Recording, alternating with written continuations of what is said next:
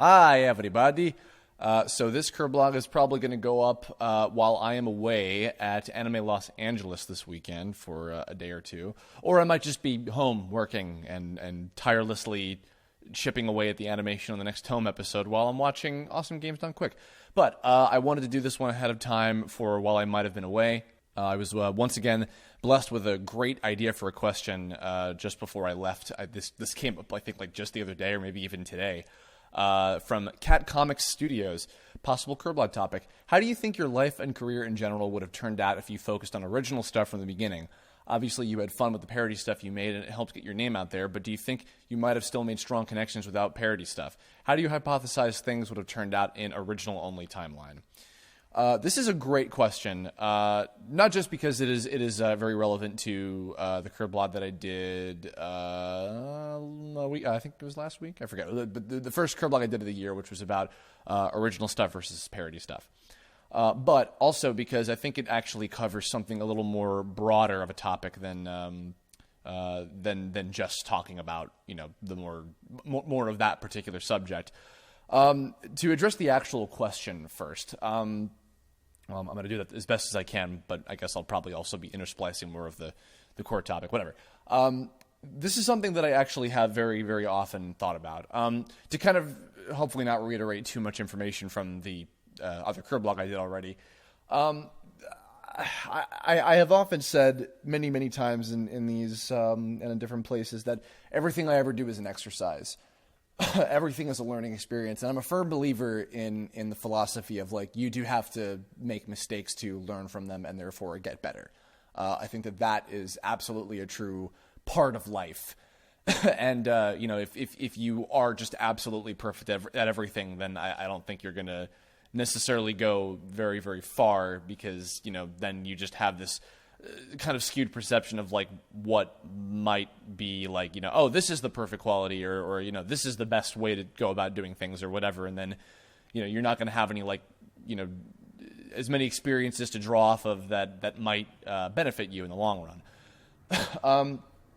You know, I probably, again, I feel like I'm gonna be reiterating a lot of stuff I've said in other ones, but so I apologize, but whatever, you know, bear with me.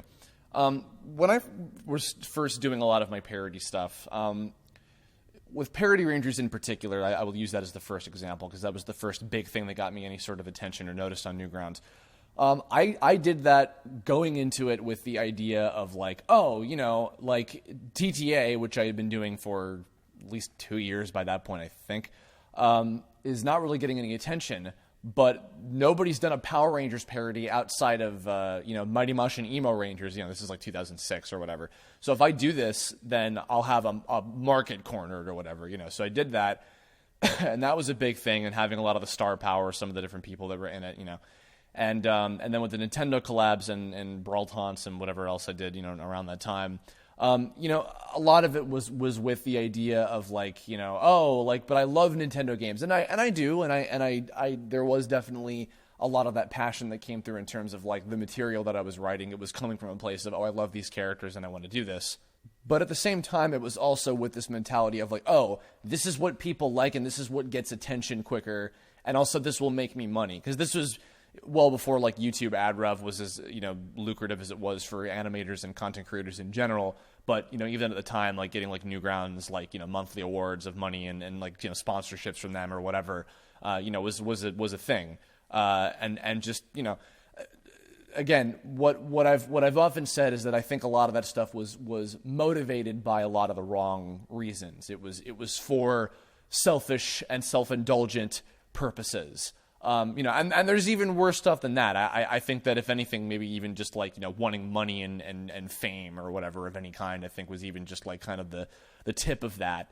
And you know, it was a flawed and dumb idea for me to be going into doing something with that. And I tried to justify it, and, you know, etc. Now, to address the point here, it's like, would I have the same, you know, level of following that I do now? I don't know. Honestly, probably not. If I had to be, like, super objective about it, I don't fully know that, but I know for a fact that, here's the other thing. If I didn't go through the journey that I went, I maybe wouldn't even be making Tome right now.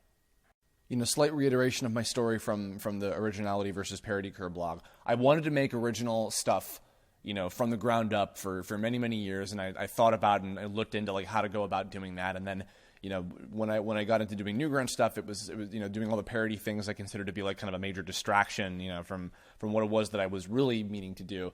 But I feel like the lesson that I learned about just everything that came with producing that stuff was beneficial and maybe even crucial, really, to what it ultimately pushed me into wanting to do later. And then thanks to that push, I finished up all that stuff. I did my thesis film that I put my heart and soul into and worked really hard on. And then again, shortly after I finished college, I jumped right into doing tome. And and even from then, like, I still had so much stuff to learn, and I'm still learning even now, like constantly. I've said that before too, that you should never stop learning. There's always something newer to strive for, and that's also again part of what my one of my New Year's resolutions is. Like, kind of the guiding theme of this year is that I want to push myself and do better and better. But as far as looking back on What-Ifs, I do often think about that, and there have been times that I look back and I think, oh, if I had my brain today, would I have done all that stuff, or would I have just stuck with what it is that I was doing? I don't know. It's like, yeah, like would I have just jumped into doing some completely new project instead of tome? Like if I had finished TTA or whatever, like as intended, and then moved on to doing something else. I have no idea, And I can run the fantasy scenarios in my head over and over again, but the fact of the matter is I'm living in the year 2015 now, and my life is what it is because of all the choices that I made and all the wrong turns and right turns that I made and everything. And there's nothing that I can do about it. And as a matter of fact, I've even thought of this. It probably has been done a million times by people already, but I've thought about this scenario of like, what if you could insert your consciousness, your knowledge into your past self and then relive life. In fact, on that same kind of note, there's a lot of other things in my life that I feel like I would have done, way ahead of time instead of, instead of, just even animation related things like, life things, relationship choices, friendship choices, choices of battles to pick with people and when to lose my temper or when to, do this or that. There's so many other, honestly, more, I think, bigger things, that's good. Bigger and more important and more meaningful things, than even just what it is that I love to do with my, my work. The last year and a half, I think in particular, that probably hit me more times than ever, on a constant basis of like, sometimes there'd be nights where I'd be just laying in bed being like, I should have done this, or I should have said this, or did this with this person, or didn't do this with this other person, or whatever. There's a lot of things like that there. And people who know me personally probably know specific things that I'm referring to, and I'm not going to get too into that because it's too personal for you guys listening. But, I think it comes back to the same point of it's like, I don't regret most of those things. I think that there are certain things that I have like, I really do wish I did this instead or whatever, but I don't agonize over them, and they don't absolutely destroy me from the inside out. Because if they destroyed me from the inside out, I'll be totally flat and honest, I wouldn't be here right now at all. As in, on one hand, I wouldn't be living in California pursuing my dreams. On the other hand, I might not be alive. Because I can't do that. And I may, maybe blame it on my stubbornness. Maybe blame it on the, the fail safe and the, the sanctity of my stubbornness of like, no, I'm going to do and accomplish everything that I set out to do no matter what, regardless of how much tougher the path will be. I'm going to do it. Again, things I've probably said before, and I apologize to longtime listeners if I've, belched up a lot of repeated information on this one, but I really think this is an important thing for people to take away from. It's like, there's so many specific things. I'm trying to think of examples like, okay, learning better fundamentals about my art. Like this I know I've said, I don't remember what subject, what other Kirblog I said this, but I wish I went back and I learned more about fundamentals when it comes to drawing. I am a objectively bad artist when it comes to just drawing. I'm bad. And that's not to be like, oh, woe is me, down on myself. Just like factually, my like anatomy skills and like, my craftsmanship when it comes to drawing is not very good. And it's not necessarily at a competitive level for what it should be for if I want to do this professionally. Again, in the fantasy land, I would have gone back and been like, study the shit out of anatomy, Chris, because it's going to help you later and it'll put you in a better position to work, but I can't do that. I can't go back and yell at Mini Chris I can't go back and yell at Sailor Mini Chris in the year 2000, whatever the fuck, and be like, you got to do this. I can't. I'm current Sailor Chris in living in future Crystal Tokyo or what the fuck ever. This is really dorky now. I'm sorry. What show has he been watching lately? But that's what I mean. Is like there's nothing I can do about that, and it would be silly for me to think that there is anything I could do about that. What I can do about it is live in the here and now and apply those things now and do the best I can with what it is that I'm capable of today. For anything, for everything I do in my life, and that's what really everybody has to do. I think also on another note, and this is this could be a whole other topic in and of itself, but I think that's something that people think of when they're parenting. I imagine I would be a very strict parent because I felt like, my parents who I loved dearly and really took care of me, but they spoiled me fucking rotten. Not to say like, I had no sense of discipline, because if I didn't, I created a lot of my own discipline. And that's because I still knew wrong from right thanks to them. So my parents gave me a wonderful upbringing, but they were not as strict on me as a lot of other kids that I knew growing up. Did I just say growing up? I'm pretty sure I did. Good. Excellent. Moving on. But so I say like, if I had children, which I might someday, I would probably be a pretty strict dad, because I would want them to have a very, very strong sense of wrong and right and really, have that hammered into their moral fibers. English. Doing really good today. So that's something, but that's, again, that could be a whole nother subject and not one that I have, any sort of authority to talk about whatsoever, because I have never had any experience in taking care of children. But anyway, so I hope that hopefully that's addressed the question. I guess the real answer to the question itself is, I don't know, probably not. I probably wouldn't have, I wouldn't necessarily be in the exact position. I might still be living in California.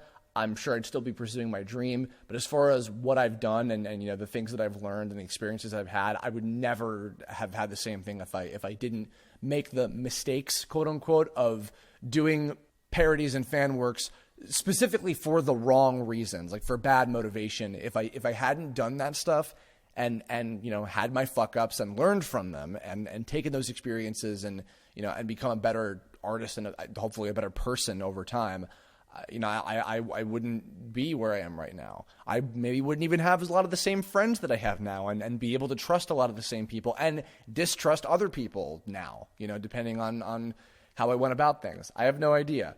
But that's my prediction. That's my assumption off of, it's not a prediction because it already happened.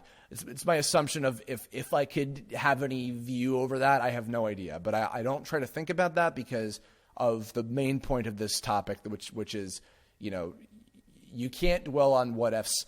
You can think about them sometimes. Certainly it's human nature, but if you dwell on them and if you agonize over them, you're not going to be healthy,